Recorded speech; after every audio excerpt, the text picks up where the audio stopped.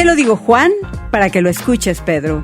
Un paseo ameno e interesante por el mundo del idioma español, de la mano de 3 estudiosos de este apasionante tema: Javier Gutiérrez, Beatriz Araín y Claudia Rivera Hernández. Iniciamos.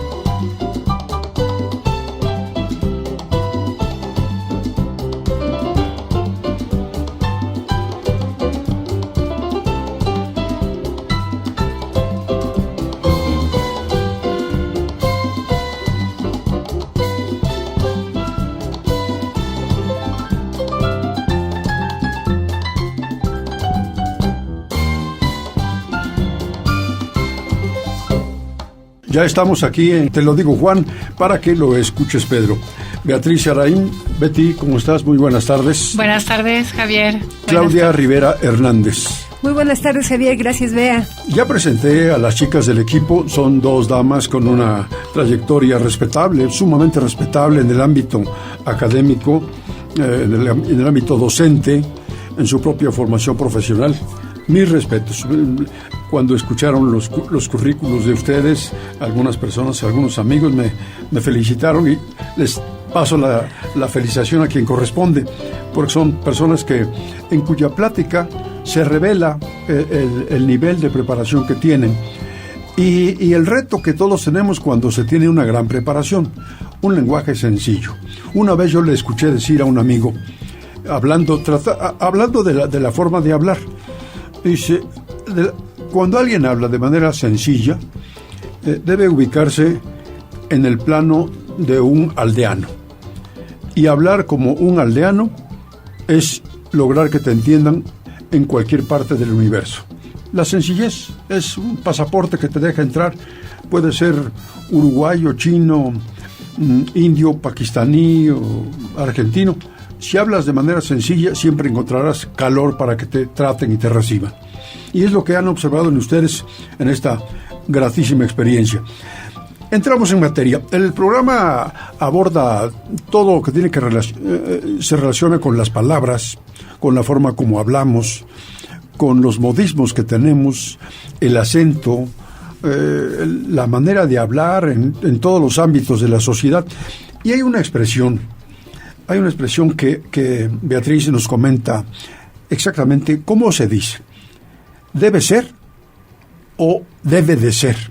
En el habla coloquial, en el habla de todos los días, encontramos tropezones o dudas de esta naturaleza. ¿Cuál es lo correcto, Betty? Muchas gracias, Javier. Efectivamente, ¿cómo decimos debes de ser o debes ser? El verbo deber, como auxiliar, puede tener 2 sentidos. Primero, obligación, sugerencia, consejo o mandato, y por otro lado, puede ser una suposición o una posibilidad. Debo tener un botiquín en mi casa, eso es una responsabilidad, un deber, ¿no? Uh-huh. Pero si yo digo, debo de tener un botiquín en mi casa, es una posibilidad de que tenga este objeto en casa en caso de accidentes.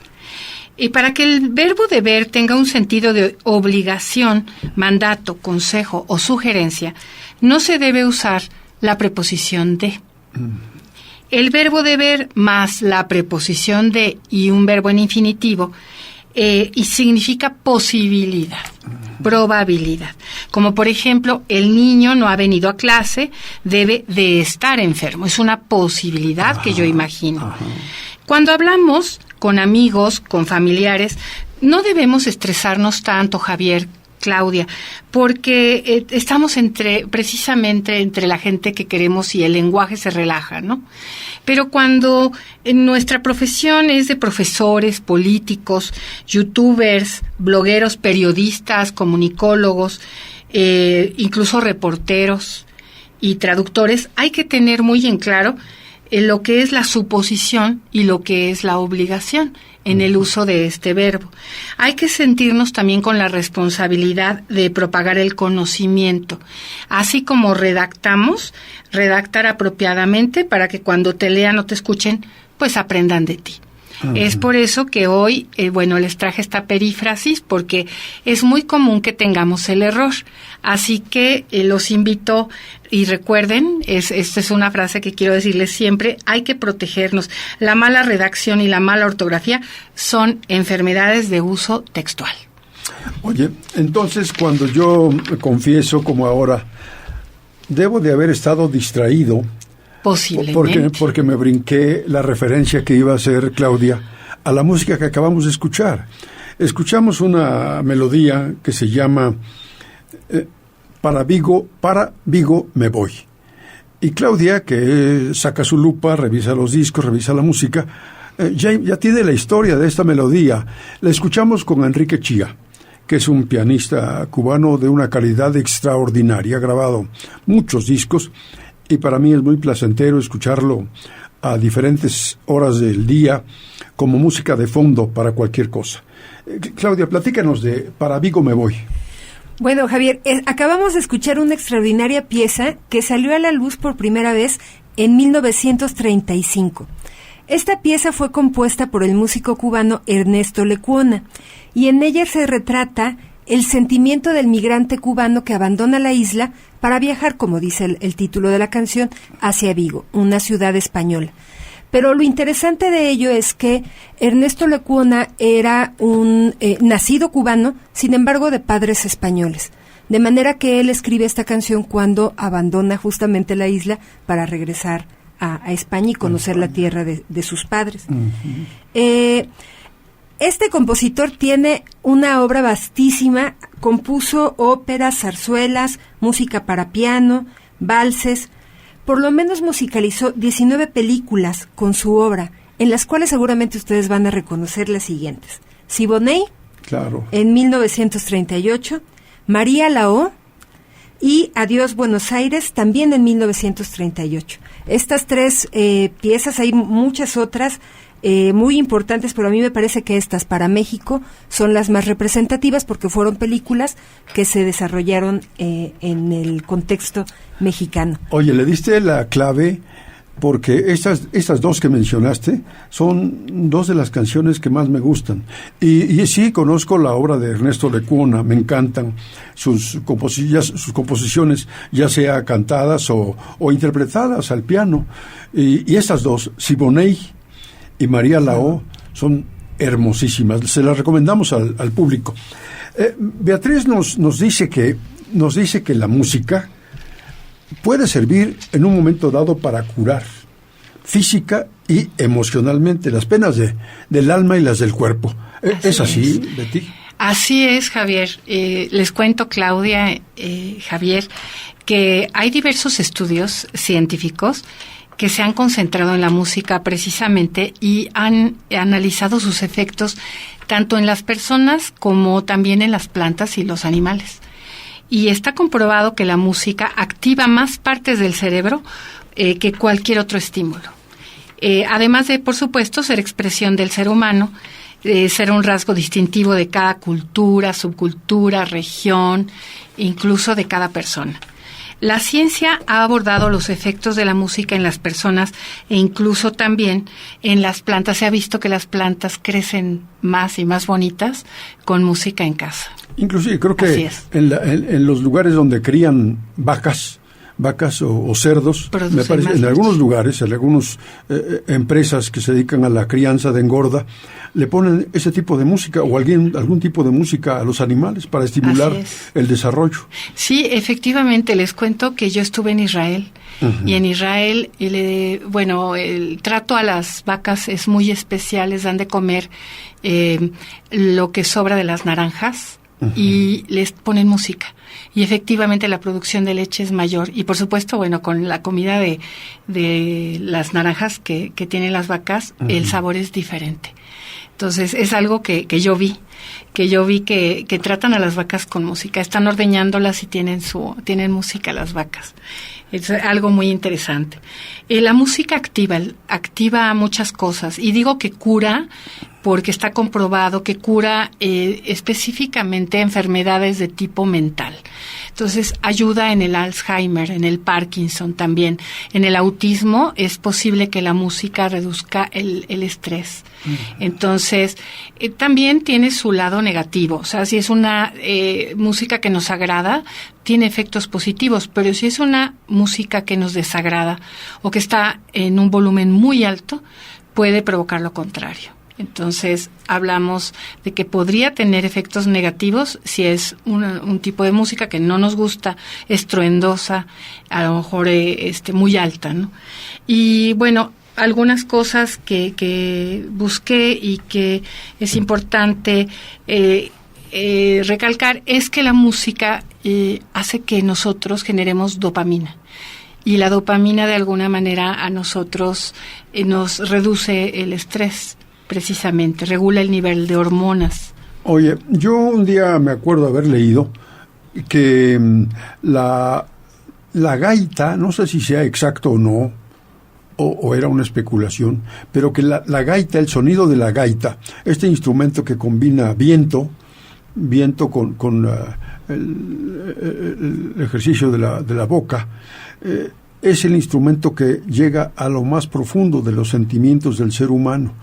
No sé si hayan registrado alguna expresión, alguna teoría sobre este punto, la gaita. Y les dejo eso para reflexionar. Ahora, hay una expresión, hay un libro es uno de los libros clásicos de Argentina, probablemente lo han escuchado mencionar o han leído, Martín Fierro. El Martín Fierro de José Hernández es un libro estupendo, maravilloso, porque usa un lenguaje de el hombre de campo argentino, de La Pampa, de los gauchos, y en el lenguaje, en su manera de hablar, lo vincula a la forma como habla el campesino mexicano. Son expresiones muy parecidas, muy parecidas. Claro, aquel es un personaje, el Martín Fierro, es un personaje mestizo, de sangre española e indígena, y siempre me ha gustado la forma como arranca el libro. Tiene que ver con la música, y entonces dice así estos versos con los que arranca el libro Martín Fierro. Dice: aquí me pongo a cantar al compás de mi vihuela, que al hombre que lo desvela una pena extraordinaria, como el ave solitaria con el cantar se consuela. El cantar, sacar penas, sacar sentimientos, dejar que se recree el sentimiento más profundo. Siempre he encontrado en la música ese camino, esa expresión, y me gusta mucho. El gaucho es el hombre de campo, el campesino de los valles de Argentina, Uruguay, Brasil, y siempre en su manera de ver, de narrar la vida, este libro exalta el orgullo, la lealtad, la valentía de los gauchos, los hombres de campo, diestros, entre otras cosas, diestros en el cabalgar, en el montar caballos y en el asado de la carne, los gauchos argentinos. tal vez ya nos vamos a corte, pero antes de irnos a corte, nos queda un minuto.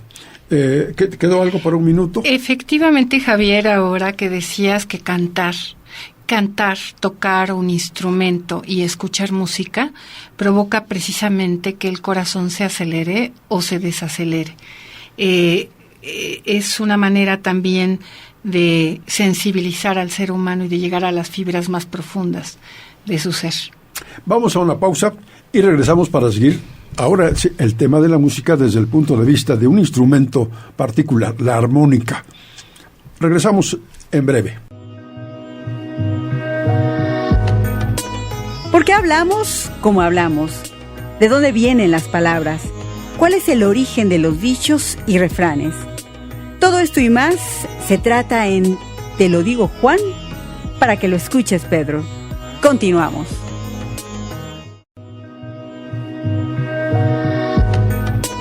¿Por qué hablamos como hablamos? ¿De dónde vienen las palabras? ¿Cuál es el origen de los dichos y refranes? Todo esto y más se trata en Te lo digo, Juan, para que lo escuches, Pedro. Continuamos.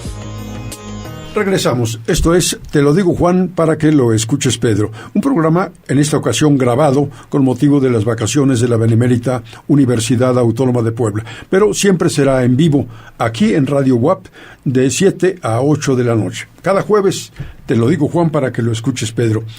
Claudia, ¿algo te quedó en el tintero sobre Vigo? Sí, por supuesto. Platicarles un poquito que Vigo es un municipio de España situado en Pontevedra, Galicia. Forma parte de las Rías Bajas, que seguramente ustedes han visto las fotografías porque es un destino turístico muy interesante, que comprende desde Finisterre hasta la Ría de Vigo, a solo 33 kilómetros al norte de la frontera con Portugal. Pero aquí lo más interesante y lo que quiero compartirles es que el origen topónimo de Vigo deriva de la palabra latina vicus, que significa pueblo, y alude a un pequeño asentamiento romano llamado Vicus Spacorum, el cual hoy hace parte del casco histórico de la actual ciudad de Vigo. Algo importante que ustedes deben saber es que el gentilicio para las personas que habitan Vigo o que nacieron en Vigo es vigués. Vigués. Los vigueses, quienes son orgullosos de, es decir, el elemento que representa a esta ciudad es el árbol del olivo. El olivo. Oye, mencionaste el nombre de un lugar y seguramente ustedes van a explicarse por qué se llama así. Finisterre. ¿Por qué se llama Finisterre? Lo último de la tierra. Exactamente. El final de la tierra. Me parece haber escuchado que cuando navegaban por ahí los romanos, sus navíos hasta ahí era el concepto del fin del mundo, el final de la tierra, Finisterre, y que hasta era el no más allá de ese punto. Por eso le pusieron Finisterre. Los nombres de muchos lugares de Europa donde se estableció el Imperio Romano dejaron su huella en el bautizo de los lugares, pueblos, ciudades, caminos, puentes, y ahora me viene a la memoria la ciudad de Zaragoza, en España. ¿Saben por qué se llama Zaragoza? No, tampoco. Bueno, también fundada por los romanos. Se llama Zaragoza porque fue creada en honor de César Augusto. Cuando él era el emperador se creó la ciudad de César Augusto, y al paso de los años, cientos o quizá cientos de años, de siglos, César Augusto, Zaragoza, la derivación, Augusto. Y la economía de las palabras, Zaragoza, como esta otra que mencionabas. Pero lleguemos a lo de la armónica, Claudia. Platícanos del instrumento y de la etimología de la palabra. Justamente hablando de los romanos, la etimología de la palabra armónica proviene de origen grecolatino, armonicus, la cual significa ajustamiento, hacer, actuar o mover. Cuando ustedes pueden buscar la palabra en los diccionarios y van a encontrar diferentes acepciones. Puede utilizarse en la física para establecer en una onda periódica cualquiera de sus componentes y establece también la frecuencia, que es un múltiplo entero de la frecuencia fundamental. Con esta misma definición la podemos encontrar para un uso acústico, que es la frecuencia más baja de todos los componentes sinusoidales de una onda periódica. Y a partir de esto, bueno, la palabra armónica perteneciente o relativa a la armonía está representada por el sonido agudo que se produce naturalmente por la resonancia de otro sonido fundamental, como en los instrumentos de cuerda, donde se apoya con mucha suavidad el dedo sobre los nodos de la cuerda. Hace rato mencionabas la gaita, estaríamos hablando de que este es un sonido armónico. Y quiero platicarles sobre un instrumento misterioso que se llama la armónica de cristal. La armónica de cristal pertenece a la clasificación de los instrumentos idiófonos. Les explico un poquito más amplio este concepto. Un instrumento idiófono es donde el sonido procede de un cuerpo sólido y es generado por vibración del instrumento mediante percusión, frotación o pulsación. La armónica de cristal tiene un origen concebido en 1970 por Benjamin Franklin, quien acudió a un concierto en Cambridge, acudió a un concierto de copas. Y en este concierto seguramente ustedes han visto en las películas, o si lo han podido presenciar, el sonido de las copas, algunas más llenas que otras, genera una vibración muy aguda y muy melódica, que podríamos describir como espiritual hasta cierto punto. Un poquito parecida a las cuerdas de un violín, un poco parecido. Sí, pero la vibración hace que el sonido sea mucho más prolongado. De manera que Benjamin Franklin, al escuchar estas copas, él dijo, ¿cómo puedo estructurar un nuevo instrumento que me permita trabajar estos sonidos? De manera que juntó un conjunto de tarros de cristal de diferentes dimensiones y los colocó del más pequeño al más grande. Y estos instrumentos que iban pegados uno por otro por una onda de metal, los colocó sobre una especie de estructura como la que podríamos encontrar en una máquina de coser, en la cual hay un pedal, el pedal, el músico al tocar el pedal va haciendo que gire esta estructura y el músico debe mojarse los dedos para tocar muy suavemente el vidrio que va girando a través de la función del pedal, y este instrumento va generando una música muy interesante. La armónica de cristal fue utilizada por Mozart, por Beethoven, por Emanuel Bach, por Richard Strauss, y bueno, fue asociada en actos espirituales de ilusionismo y fantasmagoría, porque la música que produce este instrumento es una música que podríamos definir como angelical. Si ustedes escuchan en YouTube como celestial. Sí, actualmente la podemos escuchar en este tipo de música New Age, donde nos lleva a esa idea de estar en el cosmos, ¿no? De estar como flotando en el cosmos. Lo más interesante es que en 1835 este instrumento se prohibió, porque al estar asociado a estos eventos de fantasmagoría, los músicos de repente, aquellos músicos que tocaban con más frecuencia la armónica de cristal, empezaron a presentar problemas de enfermedades mentales. Y entonces la gente con poco conocimiento de todo esto que sucedía, lo relacionó con eso, y el instrumento fue prohibido en 1835. Se creía que estos sonidos conducían a la depresión y a la locura.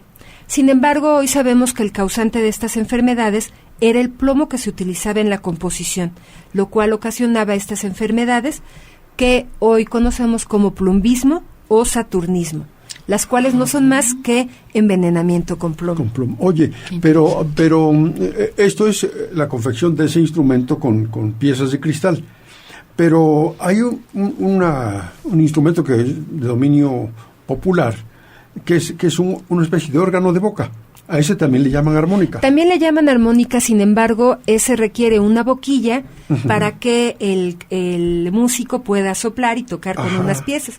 En este caso, la armónica de cristal no tiene que ver con eso. No existe ese ejercicio de viento.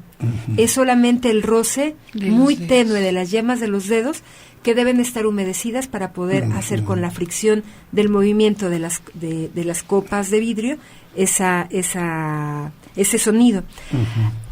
Hoy el instrumento se fabrica por una sola casa de música, de Gerard Finkbeiner, y su fabricación, es decir, podemos encontrar en el mercado ese instrumento por un costo hasta de $20,000, de manera que no es accesible a la gente, a las grandes masas. A las grandes masas. Oigan, ya que estamos en el tema de la música, les pregunto, hay dos instrumentos que están vinculados con esto. Yo mencioné uno, que es la vihuela, y hay otro, que es el armonio.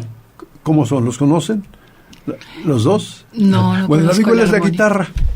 La vihuela es la guitarra. En algunos pueblos, en algunos lugares del mundo, a la vihuela, a la guitarra le llaman mi vihuela, con B chica y con H intermedia. Vihuela.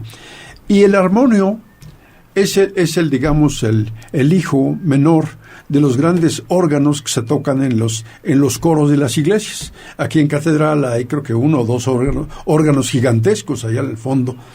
Pero en el coro de algunas iglesias, yo en mi infancia fui acólito anónimo, aclaro. ¿Cómo es eso? Sí, acólito anónimo en mi pueblo, y me subía con el cantor allá al coro, y tenía, pues el armonio es una especie de piano más pequeño, más chico que esta mesa, plano, no es vertical, y genera un sonido de buen volumen, a tal grado que se inundaba el sonido a toda la iglesia del pueblo. Pero es el armonio, es un hermano, un pariente cercano del piano y de los órganos de las iglesias. Pues son dos instrumentos poco comunes, como este que nos mencionas, la armónica de cristal, una rareza. Agotado el tema nos preguntó una persona del público, y les dejo aquí en la mesa a mis compañeras, a Betty y a Claudia, que reflexionemos brevemente sobre esto. Una persona del público nos llamó y dijo, oigan, ¿podrían referirse al hecho de que hoy los jóvenes utilizan un lenguaje pues lleno de una serie de expresiones raras, a veces malsonantes, a veces que rayan en la procacidad, en la irreverencia? ¿Por qué hablan así los jóvenes? Betty. Yo creo que la gente joven, y todos hemos pasado por ahí, ¿no? Siempre buscan una manera diferente de expresarse, una manera más coloquial. Buscan términos provocativos, ¿no? Que demuestren rebeldía de alguna manera. Ese punto es la clave. El primer punto es la rebeldía frente a la generación anterior o a los adultos. Y también su rechazo, Javier. Yo pienso que su rechazo al mundo formal y autoritario. Ajá. Es una rebeldía contra la autoridad, ¿no? Contra la ley, contra la norma. Por eso muchas veces los términos que usan los jóvenes tienen que ver con algo negativo, incluso con el AMPA, con el crimen. Tienen que ver, por ejemplo, también con programas de televisión, con youtubers, con americanismos, ¿no? Y con instagramers también. Entonces, dentro de la lingüística, los estudiosos de alguna manera lo que nos dicen es que la juventud está perdiendo cada vez más vocabulario. Y esto se debe a que utilizan muy pocas palabras, emplean pocas palabras, y las palabras que utilizan son efímeras o inventadas por ellos mismos, y son palabras que son pasajeras, no se quedan, ¿no? Entonces, otra cosa es la poca lectura. Los jóvenes ya no leen, no les gusta leer. Estaba yo escuchando el día de hoy que en México se leen en este año, de acuerdo a un estudio, 2.3 libros al mes. Y es muy poco, considero yo, para el vocabulario que podrían tener nuestros jóvenes, ¿no? Claudia. A mí me parece, coincido, Bea, contigo en el uso de las palabras. Creo que cada vez utilizamos menos las palabras, menos variedad de palabras. Así es. Hablando en términos de comunicación, una de mis colegas me decía, los jóvenes consumen hoy exclusivamente bocadillos noticiosos, hablando justamente de que pueden leer una noticia en Internet o en su teléfono, que es lo más cercano a través del uso de la tecnología, y solo leen el encabezado. En una búsqueda que realicé, existen de las 5 palabras más utilizadas por los jóvenes en la actualidad, una de ellas es la famosísima palabra güey, que seguramente ustedes han escuchado. La otra es michis, refiriéndose a gatitos, a los gatos. Michis. La palabra literal y la palabra estalquear. S empieza con S, S-T-A-L-K-E-A-R. Estalquear, que es un neologismo. ¿Y a qué se refiere? Estalquear, podríamos traducirla al lenguaje actual como acechar en las redes sociales. Por ejemplo, supongamos que tenemos 2 jóvenes, que son novios, terminan, y entonces el chico va a estalquear la nueva relación que tiene la chica. Y entonces busca en Internet las redes sociales del nuevo novio, y a esa acción se le denomina estalquear. Como estar fisgoneando y acechando e investigando. Así es. Oiga, yo pienso que otros factores que explican un poco también esta manera de hablar de los jóvenes. Primero retomo lo que decía acertadamente Betty. Todos los jóvenes, todos los que pasamos por los 15, 20 años, en nuestra época, cada quien en su época, tuvo expresiones de moda en ese momento, y entonces el lenguaje de la moda es contagioso. Ya sabemos que una de tantas definiciones de moda es lo que pasa de moda. Entonces, cada joven, cada generación tuvo una manera de hablar pegajosa, contagiosa, casi pandémica. Así es. En su lugar. Y con el tiempo evoluciona y llega otra. Entonces, un factor es la moda. Otro efecto de esta manera de hablar, a partir de la economía de palabras, es que genera una gran pobreza idiomática, lo que decías. Hoy hay jóvenes que no requieren más de 200 o 300 palabras para expresarse, lo cual revela una pobreza franciscana de hablar. Así es. Y recientemente murió una locutora, una comentarista, que le decían la dama del buen hablar.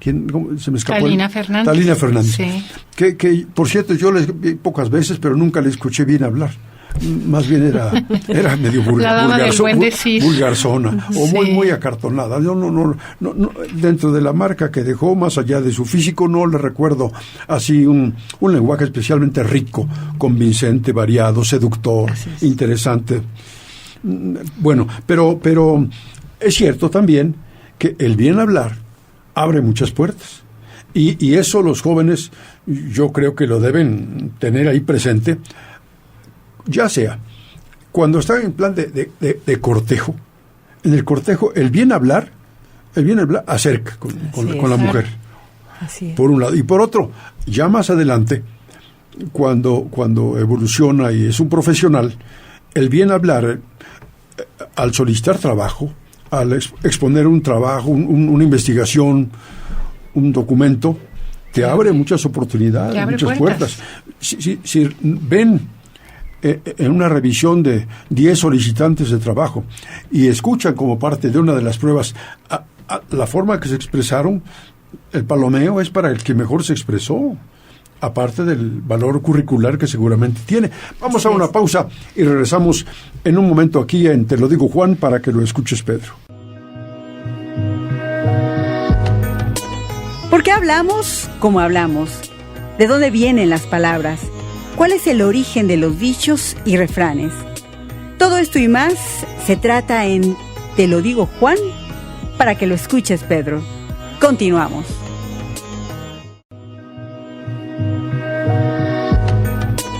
¿Por qué hablamos como hablamos? ¿De dónde vienen las palabras? ¿Cuál es el origen de los dichos y refranes? Todo esto y más se trata en Te lo digo, Juan, para que lo escuches, Pedro. Continuamos. Regresamos. Fíjense que les platico algo que me ocurrió hace tiempo. Estamos en Te lo digo, Juan, para que lo escuches, Pedro. Cuando tenía un programa de radio hace tiempo, me habló una persona del público y me invitó a tomar un café. Hicimos una amistad temporal que después se perdió en el tiempo, en el tráfago del trabajo de cada quien. Pero en esa ocasión me llevó un regalo que yo aprecio mucho y lo conservo como una joya.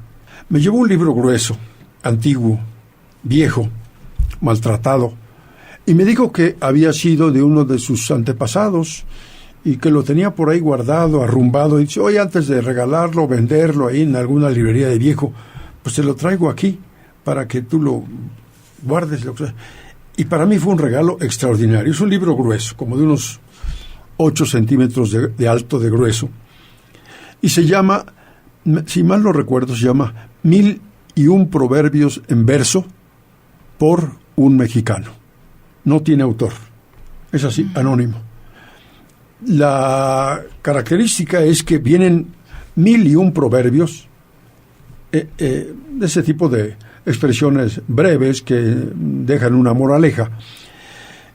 Están escritos a mano seguramente con tinta china, con plumil, con manguillo, con pluma, y junto viene la traducción ya con tipografía que todos conocemos. Y todos estos proverbios están escritos en verso, y todos al final incluyen un consejo moral, una experiencia de vida. Entonces tomé uno y de vez en cuando voy a ir trayendo algunos de ellos.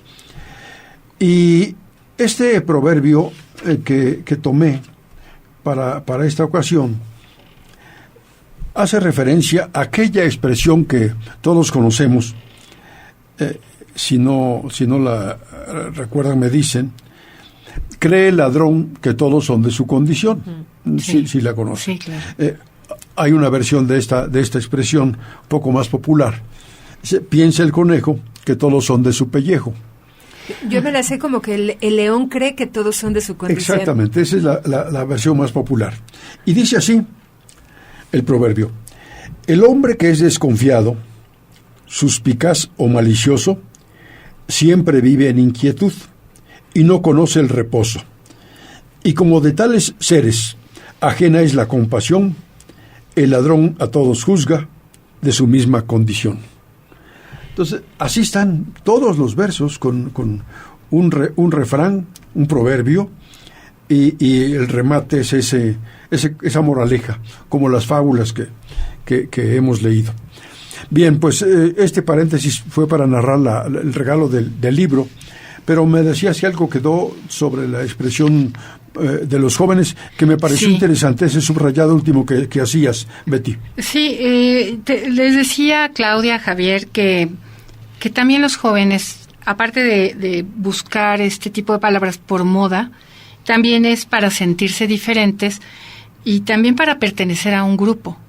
Ese sentido que tú decías de manada, de sentirse parte de, no es tanto porque ellos lo quieran decir, es para sentirse aceptados y para pertenecer.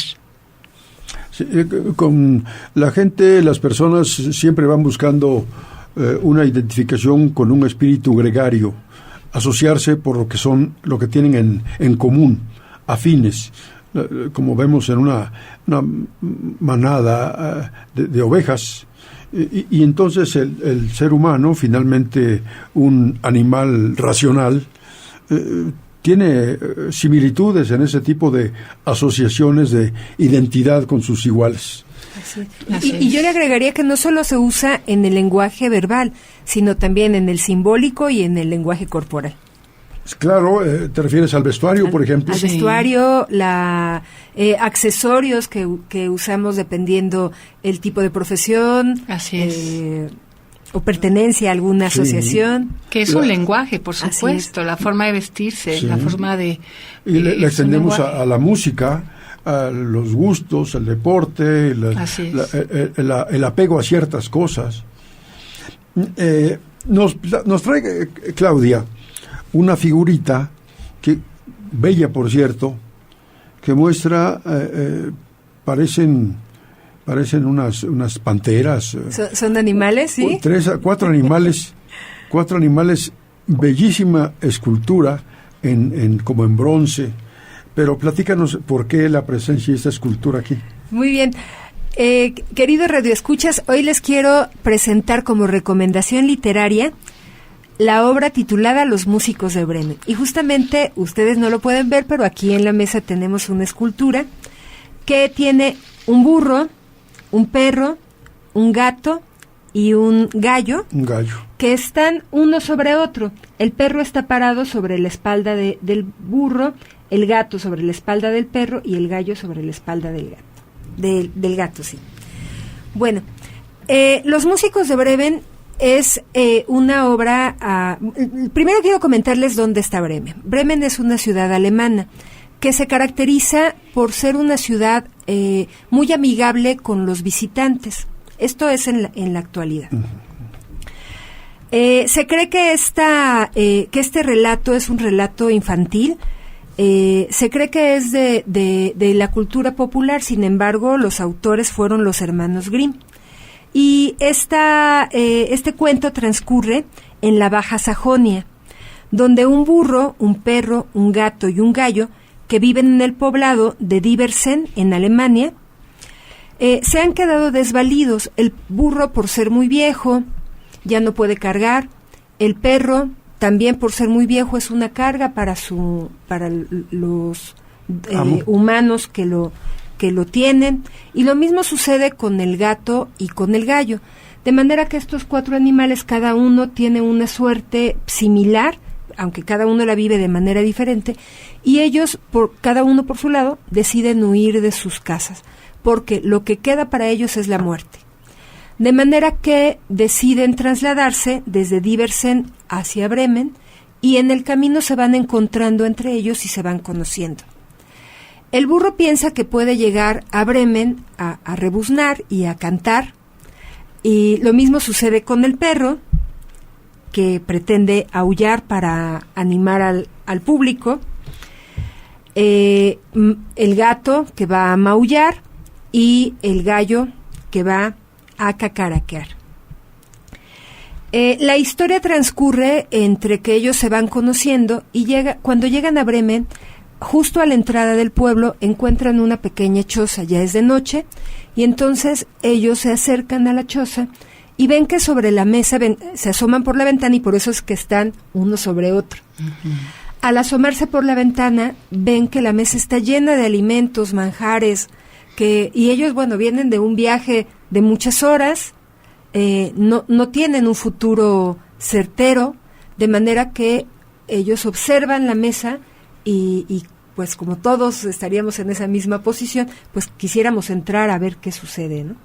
Resulta que en esa casa están resguardados unos ladrones. Esos ladrones planean al día siguiente atacar al pueblo y robar los bienes, las mujeres y todo lo demás.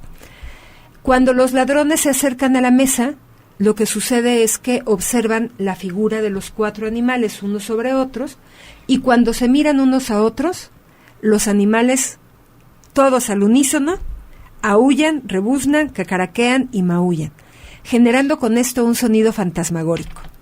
Los ladrones salen huyendo porque piensan que la casa está embrujada. Y a la mañana siguiente, estos 4 animales son recompensados por el pueblo porque los salvaron de haber caído en las manos de estos ladrones. Y de manera que la historia concluye en que los animales se quedan a vivir en el pueblo. Ajá. Y la población los alimenta y los cuida hasta el momento de su muerte. Y además se han de verdad un banquete con las viandas que había, había en esa guarida. Qué bonito cuento. Qué bonito cuento. Así es, a propósito de la música. Por cierto que Bremen se llamó Adam Bremen, es el personaje por quien se le puso el nombre a esa ciudad, y fue un cronista y un geógrafo alemán. Y aquí en México hubo una fábrica de dulces que tal vez todos conocimos de pequeños, porque comíamos unos dulces chiclosos, eran cerezas, de marca Bremen. Sí. No sé si todavía sigan. Todavía existen. Pero esa palabra nos remite a ese lugar de Alemania. Y de hecho están aquí en Puebla. Ah, fíjate. Sí, son cerezas cubiertas de chocolate, chocolates rellenos de yogur, Sí, pero todavía existen. Sí, ¿Y conoce alguna de ustedes de la ciudad de Bremen? No. No. Yo sí la he visitado, es muy bonita. Ajá. Sí. Bueno, pues fíjate cómo se asocia una cosa con el Oye, Javier, yo quisiera agregar, y perdóname que te interrumpa, las voces de los animales, porque además claro, esta historia es muy interesante por ello. No es lo mismo hablar de los sonidos que hacen los animales, como por ejemplo, la vaca hace mu. Ajá. Cuando hablamos de las voces de los animales tienen un sonido especial, que es el que asociaríamos con el mu de la vaca, pero también llamamos voces de animales a estas palabras, por ejemplo, como el burro rebuzna, el perro aúlla, el gallo cacarea y el gato maulla.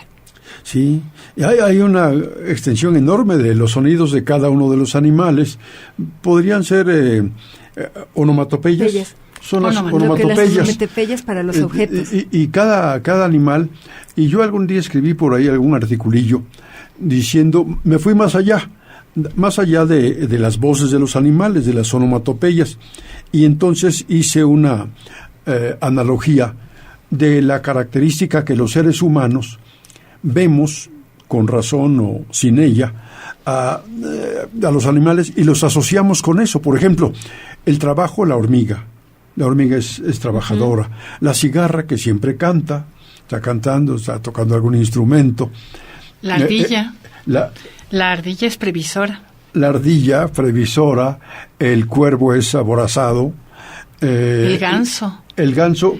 El ganso dirige y ayuda a los que se cansan, poniéndose al frente. Y también como que cuida, es guardián de las casas. Así es. La paloma es humilde. La oveja es como sinónimo de la mansedumbre. También el perro es la fidelidad. Sí, total. La lealtad. La abeja del trabajo. Los constructores de presas. Los castores. Los castores. Sí. La golondrina es como que el animal que avisora el agua, la lluvia. Observen esto, justamente en estos días, cuando entre más bajan a ras de piso las golondrinas, dicen los que creen en este tipo de observaciones, que entre más bajo están a ras del piso, están más próxima a la lluvia en un lugar determinado. Pues vamos a retomar en un próximo programa las voces de los animales y esas características que todos les asociamos a los animales. Yo traigo aquí una anotación acerca de el sesquipedalismo. ¿Ustedes recuerdan qué es el sesquipedalismo? Bueno, es la tendencia que tenemos los seres humanos al uso de palabras innecesariamente largas. A veces las personas, en el afán de aparentar muy cultas, muy leídas y escribidas, utilizan palabras artificialmente alargadas, dizque para aparentar un estatus mayor cultura. Y no es otra cosa más que un intento fallido de ser muy correctos al hablar. Entonces, alargamos las palabras. A esto se le llama sesquipedalismo. Y les va a ser familiar si recordamos algunas de estas palabras. En lugar de decir concretar, cuando está discutiendo algo muy complicado, muy largo, la gente dice, no, vamos a concretizar. Y lo que están diciendo es concretar, ser directos, ser breves. En lugar de decir legitimar, alguien tiene que, vamos a elegir a fulano para que esté legitimado en el cargo. No, vamos a legitimizar. Así es. Alargan la palabra. En lugar de intención, dice, ¿cuál es la intencionalidad de esta persona? Alargan otra vez ahí. En lugar de culpar, dicen culpabilizar. En lugar de marginar, marginalizar. De recibir, dicen recepcionar, que es una expresión verdaderamente garrafal. Sí. Recepcionar. Sí. La usan luego los cronistas de fútbol. Recepcionó el balón. No, recibió el balón. Por dirigir, dicen direccionar. Y finalmente, por influir, dicen influenciar. Así es. Entonces son expresiones, son vicios muy extendidos. La lista es muy larga de expresiones de esa naturaleza, de quienes piensan que así hablan con más prestigio, con más cultura, con más elegancia. Olvidan o ignoran que el ser humano siempre prefiere economía en el lenguaje. Términos sencillos, directos, de manera llana y sobre todo entendibles. Con lo que empezábamos el programa. Ser aldeano en el idioma, en el hablar. Ser aldeano es ser universal. Te lo digo, Juan, para que lo escuches, Pedro. Un paseo ameno e interesante por el mundo del idioma español, de la mano de 3 estudiosos de este apasionante tema: Javier Gutiérrez, Beatriz Araín y Claudia Rivera Hernández. Hasta la próxima.